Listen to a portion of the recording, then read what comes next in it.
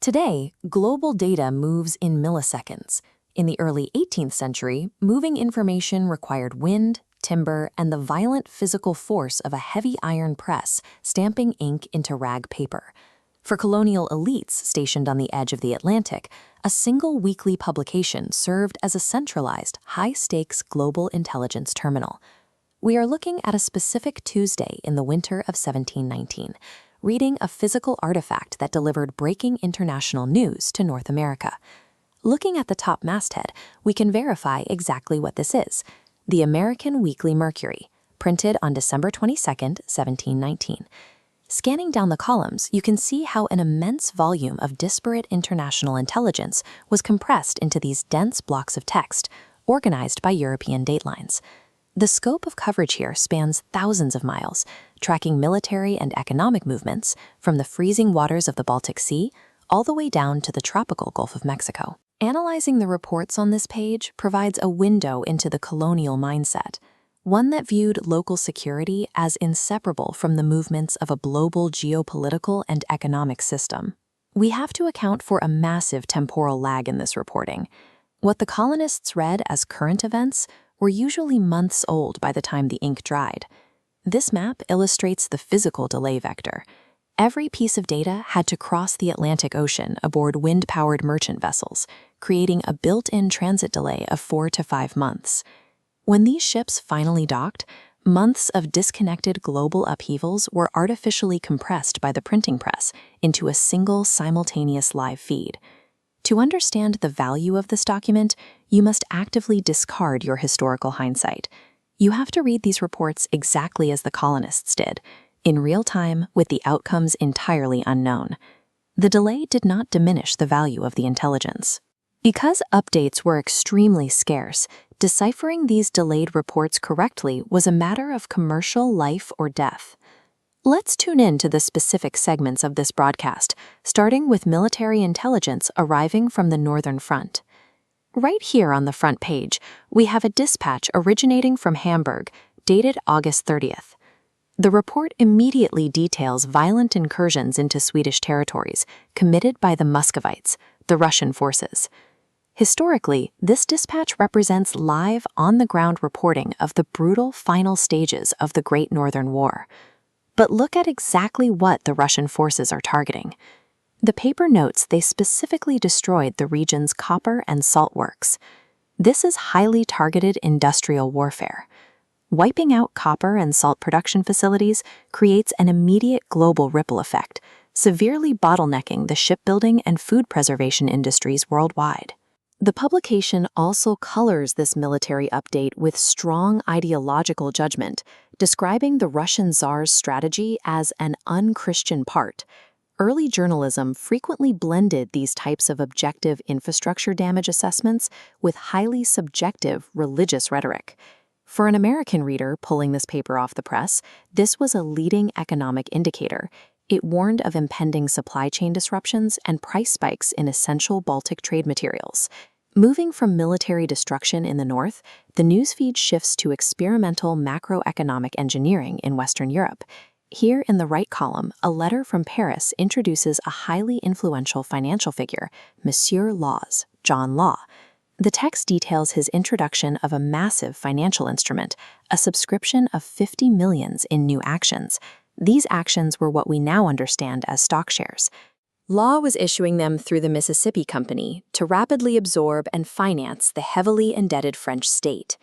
This allegorical engraving captures the chaotic, almost feral societal reaction to this sudden influx of paper wealth.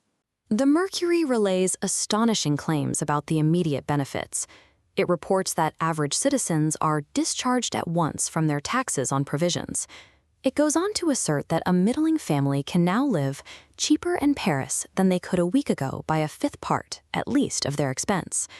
The reports paint a picture of an intoxicating atmosphere of wealth creation spreading rapidly through the streets of the French capital. This dispatch carries a profound historical irony. It is a high-fidelity snapshot of peak financial euphoria, printed just months before the Mississippi bubble catastrophically burst and ruined the French economy.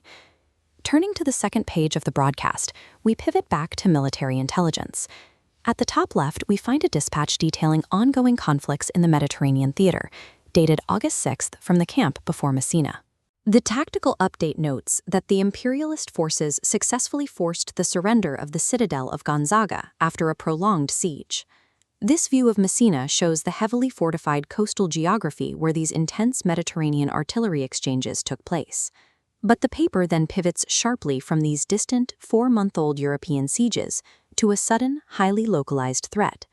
Look at the upper right column. We find domestic intelligence printed on the exact day of publication, Philadelphia, December 22nd. Local sloops arriving from Providence report that a Spanish fleet at Havana is outfitting ships with soldiers and ammunition to retake Pensacola. Pensacola sits near the mouth of the Mississippi River. Controlling that specific harbor was critical to the security of all American colonial shipping lanes in the Gulf. We are seeing the varying velocities of 18th century threat vectors. While the fall of a Sicilian citadel was a delayed geopolitical curiosity, a Spanish fleet moving on the Gulf Coast was an immediate existential threat to local maritime operations. This brings us to the operational purpose of the physical newspaper itself. In a largely agrarian colonial society, who actually required this dense, macro-level geopolitical data? The answer lies in the Mel Right section, dedicated entirely to local custom house logs. The cleared outwards header lists departing captains and vessels, logging local exports. Above it, entered inwards records track arriving foreign goods and the returning flow of intelligence. These specific port destinations, Barbados, Jamaica, London, map out a sprawling trade network connecting Philadelphia directly to the broader Atlantic economy.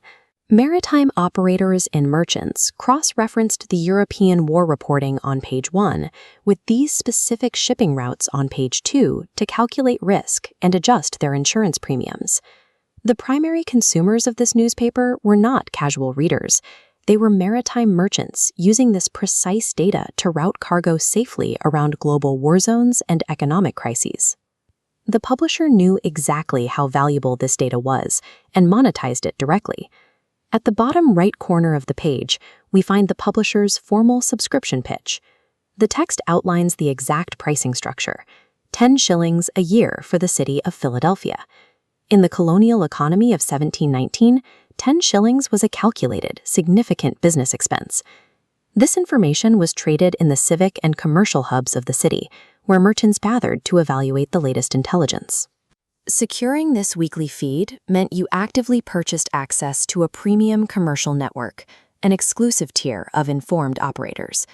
Andrew Bradford's publication was strictly utilitarian. It functioned as an essential, high-stakes commercial data terminal.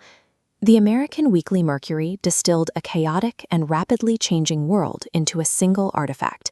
It demonstrates that for the maritime merchants of 1719, commercial and strategic survival was a direct result of their ability to master global intelligence. The Daily Dispatch, history in print. No modern gloss, no modern